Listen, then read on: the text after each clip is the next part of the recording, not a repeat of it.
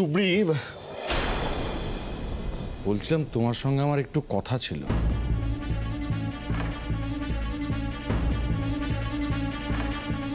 ওটা আমার হবু বৌদি, আমার বন্ধুর বউ হবে।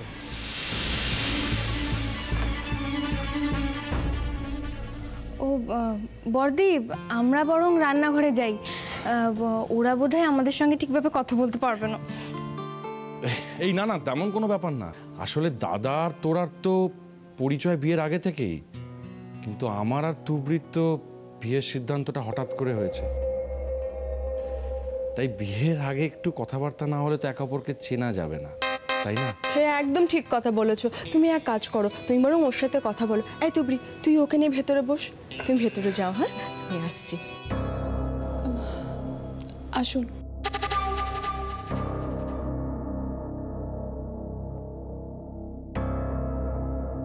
এই বর্দি দাঁড়া না, ওই দেখ না ওরা কি করছে।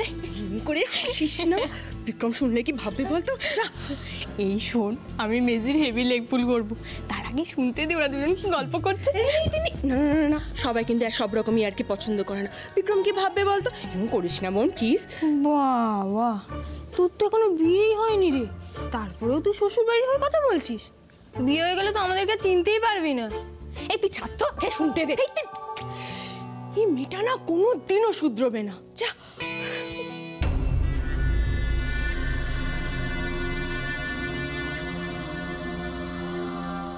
ওটা আমার হবু বৌদি, আমার বন্ধুর বউ হবে। আচ্ছা তুবড়ি, ওই ছেলেটা কেন বললো যে তুমি ওর বৌদি হবে?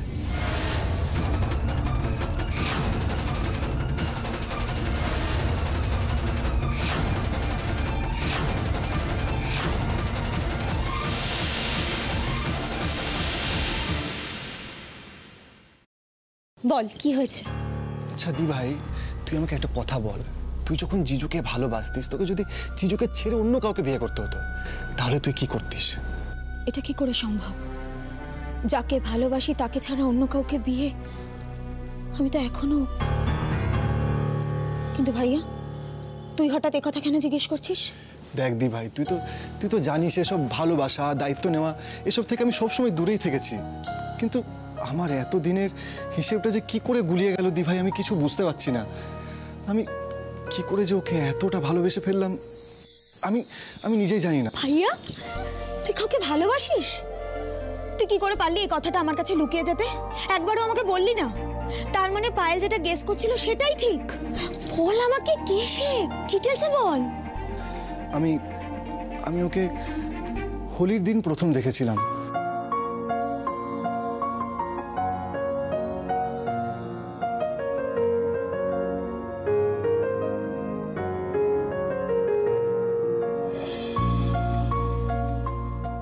এ তো খুব ভালো খবর। আমি আজকে আরো একটা খুশির খবর পেলাম। তাহলে তুই মন খারাপ করে আছিস কেন? আসলে আমি হোপফুল ছিলাম, আমি অফিস যাওয়া অবধি হোপফুল ছিলাম। কিন্তু যখন মা আমার এমডি হওয়ার পরের অ্যানাউন্সমেন্টটা করলো,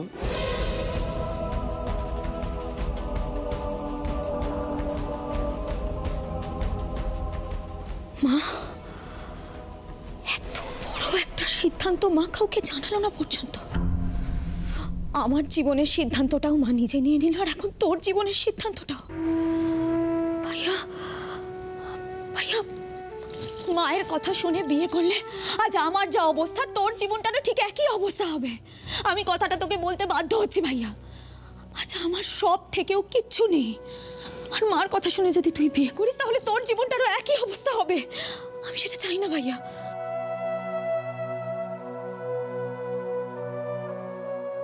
আমি জানি দি ভাই তুই ভালো নেই, কিন্তু মায়ের মুখের ওপর তো আর কথা বলা যায় না। আমি কি করব তুই বল। আমার কথা ছাড় ভাইয়া, তুই বল তুই কি চাস? আমি ওকে ভালোবাসি দি ভাই, আর বিয়ে করলে আমি ওকেই বিয়ে করব। আমি আমার সারাটা জীবন ওর সঙ্গে কাটাতে চাই। তোরাই দেখ না ও আমাকে কতটা বদলে দিয়েছে। ও যদি আমার পাশে থাকে, আমি যা যা পারি না আমি সব কিছু শিখে নেব। আমার যা দোষ আছে আমি সব শুধরে নেব দি ভাই। কিন্তু আমি ওকে ছাড়া বাঁচবো না। আমি ওকে ছাড়া বাঁচতে পারবো না।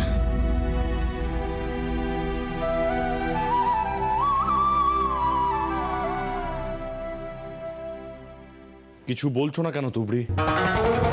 ওই ছেলেটা তোমাকে বৌদি কেন বললো? আমাদের সম্পর্ক তো এখনো শুরুই হয়নি। তার আগে যদি কেউ এরকম কথা শোনে, তার মনে তো প্রশ্ন জাগবেই। তোমাকে নিজে মুখে ব্যাপারটা বলতে হবে তুবড়ি।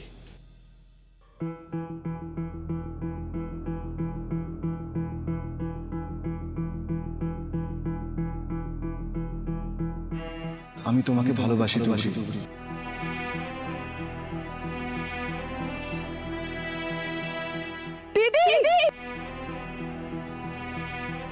আমার মাথায় হাত দিয়ে প্রতিজ্ঞা কর, তুই এই বিয়ে করবি, নাহলে তুই আমার মোরা মোরা মুখ দেখবি।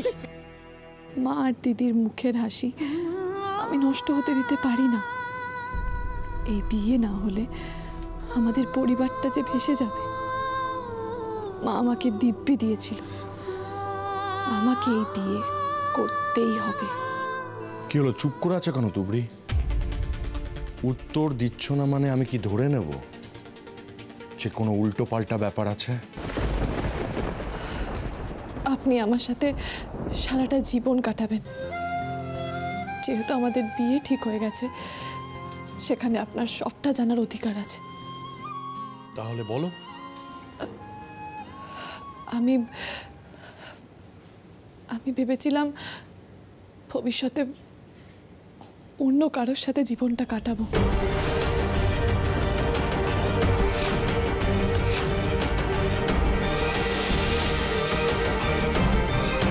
কেস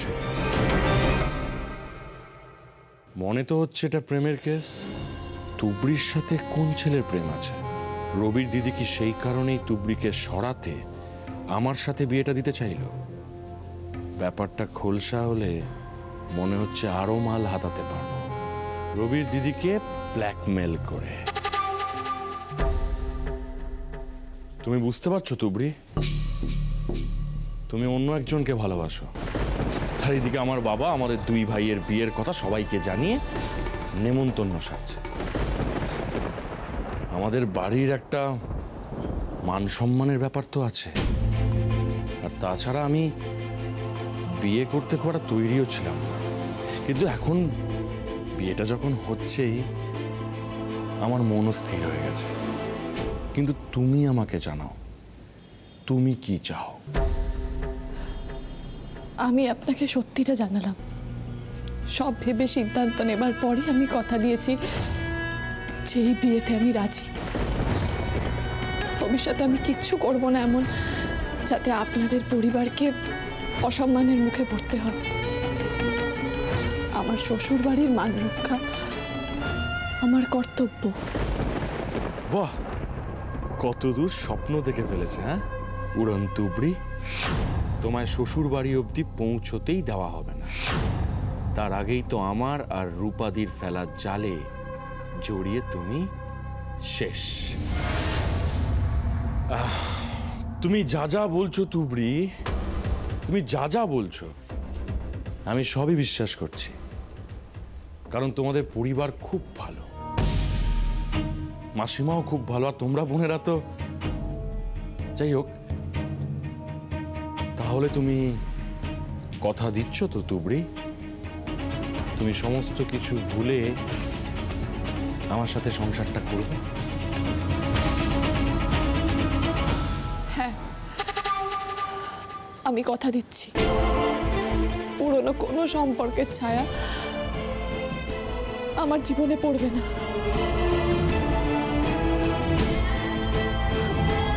আমি সব ভুলে যাব, সব।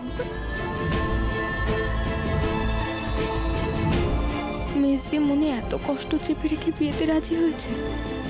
ওর ভালোবাসার মানুষকে ভুলে গিয়ে সারা জীবন কাটাবে কি করে?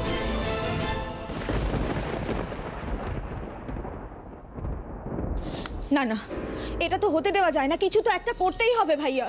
দাদু ভাই, এই তো দাদু ভাই, সিধু পরে কাকে যেন বলছিল শুনলাম যে বড় বৌমা অফিসে তোর বিয়ের অ্যানাউন্সমেন্ট করে দিয়েছে? সে কথাই তো হচ্ছিল ঠাম্মি, এখন কি হবে?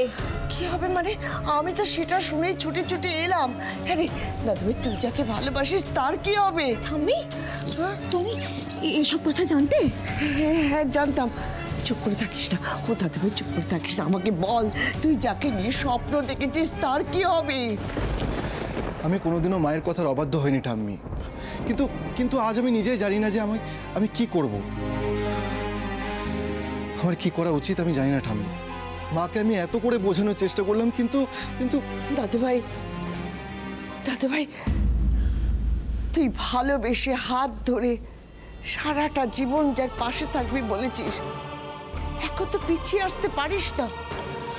ভাইয়া, নিজের ভালোবাসাকে বিসর্জন দিয়ে তুই যদি মায়ের কথা মতো বিয়ে করিস, মনে রাখিস তুই কোনোদিন সুখী হবি না। তুই কার সাথে ভালো থাকতে চাস সেটা তোকে সিদ্ধান্ত নিতে হবে।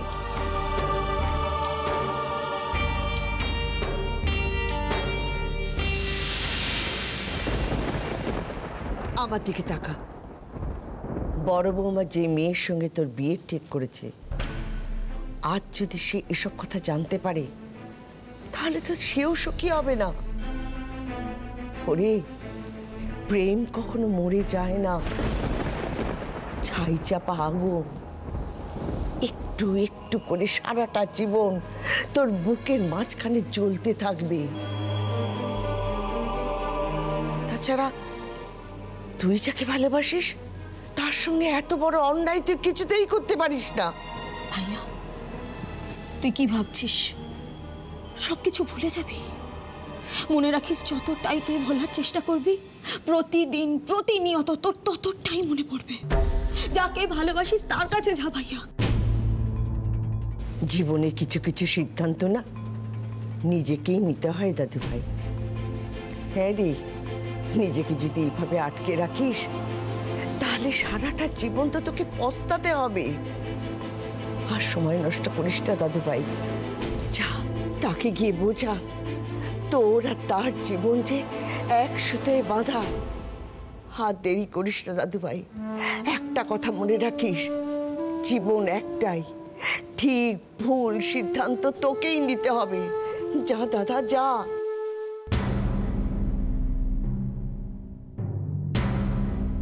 ঠিক বলেছ, একদম ঠিক বলেছ তোমরা।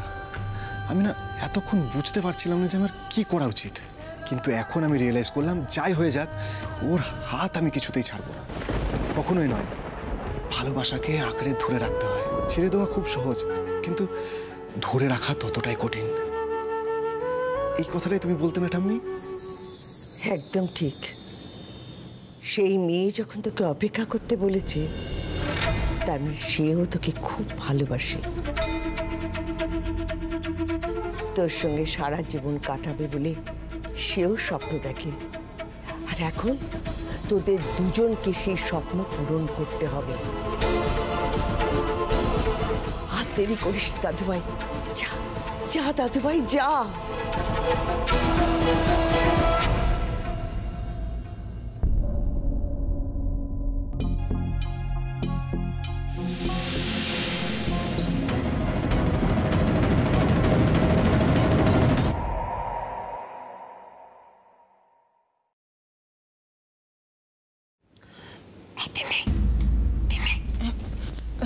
হ্যাঁ দি বল, তুই সেই থেকে দাঁড়িয়ে দাঁড়িয়ে ওদের কথা শুনছিস? হ্যাঁ, তোকে বারণ করলাম তো শুনবি না না আমার কথা। আরে তেমন কিছুই হয়নি, ওরা তো তেমন কোনো কথাই বলছে না। আচ্ছা ঠিক আছে, চল চল চল। কি গো, তোমাদের কথা শেষ হলো? ওই আর কি, টুকটাক চেনা পরিচয়ের কথা হচ্ছিল। আচ্ছা ঠিক আছে, সে পরে কথা হবে। এই তিনি চেয়ারটাকে ঠিক করতে। হ্যাঁ হ্যাঁ হ্যাঁ। এই নাও, এবার এটা খেতে খেতে বাকি গল্পটা সেরে ফেলো। এই নাও খাও। আচ্ছা, আমি আবার তোমাকে ব্যস্ত করলাম না তো দিদি? আরে না না, আমার তো বরং ভালোই লেগেছে। তুমি কি সুন্দর নিজে থেকে এসে ওর সাথে কথা বলে ওর মনটা বোঝার চেষ্টা করছো। আমার মেজ বোন কিন্তু খুব চাপা স্বভাবের, জানো। ওর হাজার কষ্ট হোক, ও মুখ ফুটে কাউকে কিচ্ছু বলে না। এখন থেকে ওর মনের সমস্ত কথা বুঝে নেওয়ার দায়িত্ব তো আমার। আপনি একদম চিন্তা করবেন না। তুবড়ি কি চায় আমি আস্তে আস্তে বুঝে নিচ্ছি। আর আমিও ঠিক কি চাই সেটাও তুবড়িকে বুঝিয়ে দিয়েছি।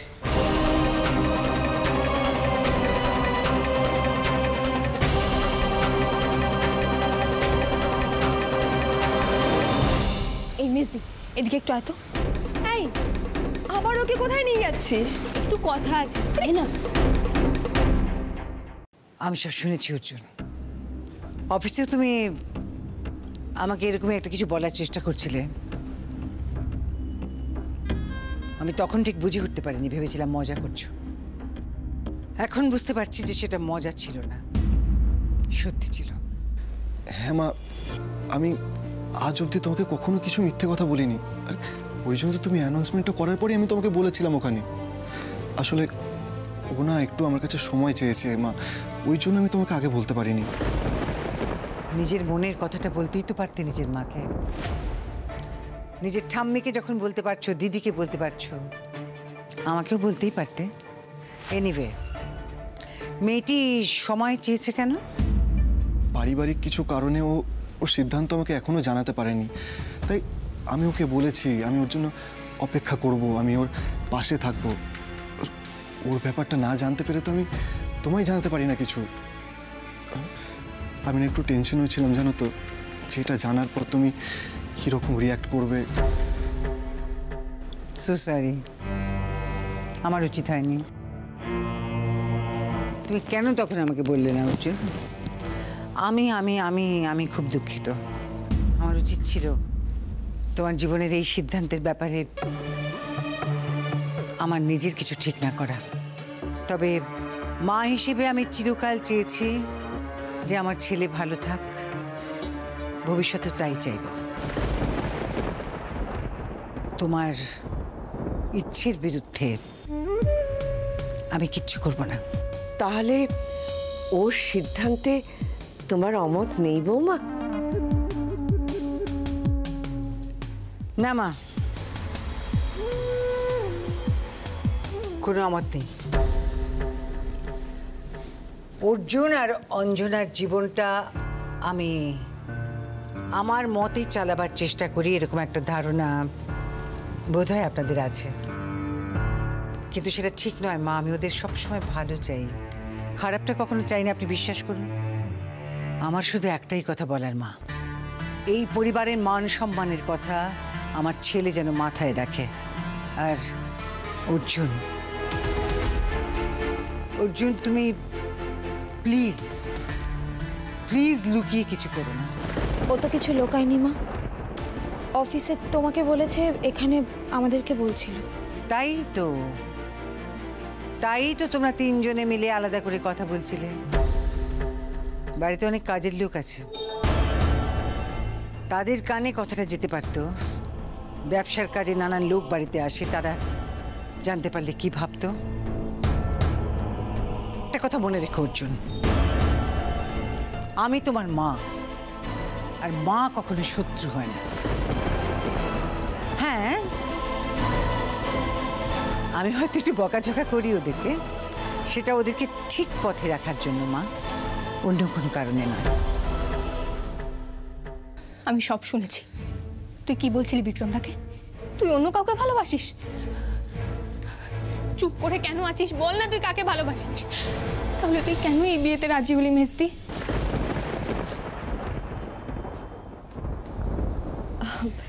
চায়ের চিনিটা ঠিক আছে তো? হ্যাঁ দিদি, এত আপ্যায়ন করছো, মনেই হচ্ছে না যে বাড়ির এখনো একজন হয়নি। আরে সে তো হয়েই এলো, বিয়ে পাকা হয়ে যাওয়া মানেই তো তুমি এই বাড়ির একজন, তাই না? না দেখ মেজদি, এই বিয়েটা এখনো শুধুমাত্র পাকা হয়েছে, বিয়েটা কিন্তু হয়ে যায়নি। আমি সব বুঝতে পেরেছি। তুই বড়দের মুখ চেয়ে নিজের জীবনটাকে ভাসিয়ে দিচ্ছিস, কিন্তু সেটা আমি কিছুতেই হতে দিতে পারি না। তুই এই স্যাক্রিফাইসটা কিছুতেই করতে পারিস না মেজদি। করতে হবে বোন, এই পরিবারের আগে আমার কাছে কিচ্ছু না, কেউ না। আমার মার মুখের হাসির জন্য সব করতে পারি আমি, কিন্তু এটা আমি কিছুতেই তোকে করতে দেব না। আমি এক্ষুনি মা আর বড়দিকে গিয়ে সবটা বলে দেব। না, তুই কোথাও যাবি না ছোটু, তুই কাউকে কিচ্ছু বলবি না, আর যদি বলিস তাহলে আমি নিজেকে শেষ করে দেব। আমার মরা মুখ দেখবি তুই। মেজদি, তুই নিজের জীবনের সঙ্গে কেন এরকম খেলাটা খেলছিস বলতো? কিসের খেলা? সব ভুলে যাব আমি ছোটু, বিয়ের পর সব ঠিক হয়ে যাবে। মেজদি, এভাবে কিছু ঠিক হয় না। এভাবে একজনকে মনে নিয়ে আর একজনের সঙ্গে সংসার করা যায় না। এতে সুখ শান্তি বজায় থাকে না মেজদি। দেখ, আমি ছোট হতে পারি, কিন্তু এখন তো দেখছি তোর থেকে বেশি আমি জানি। মেজদি, এই ভুলটা করিস না।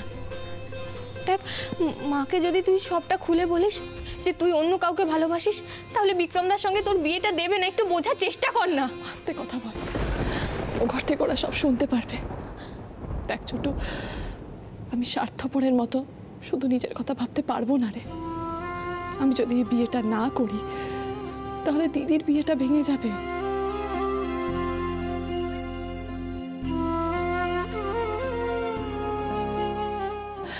সেদিন ওরা কি বলে গেছিল তুই শুনিসনি ছোটু? এই সম্বন্ধটা যদি ভেঙে যায়, আমি মা দিদি কারোর মুখের দিকে তাকাতে পারবো না রে। আমার খুশির জন্য আমি সবার খুশি নষ্ট করে দিতে পারবো না। কি পেয়েছে বলতো আমাদের মা জীবনে? আজ আমার জন্য মার দিদির মুখে হাসি ফুটেছে। এই বাড়িতে বিয়ের তোড়জোড় চলছে, শুধু নিজের খুশির জন্য সেগুলো সব নষ্ট করে দেব? পারবো না রে বোন, পারবো না। মেজদি,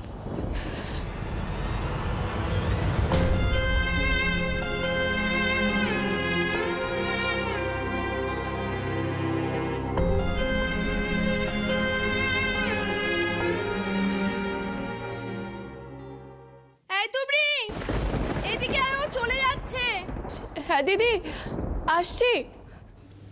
মেজদি, আমি শুধু ঠাকুরকে ডাকবো, যাই ঘটুক না কেন তোর প্রাপ্য সুখটুকু যেন তুই পাস। তোর ভালোবাসা যেন মিথ্যে না হয়ে যায়।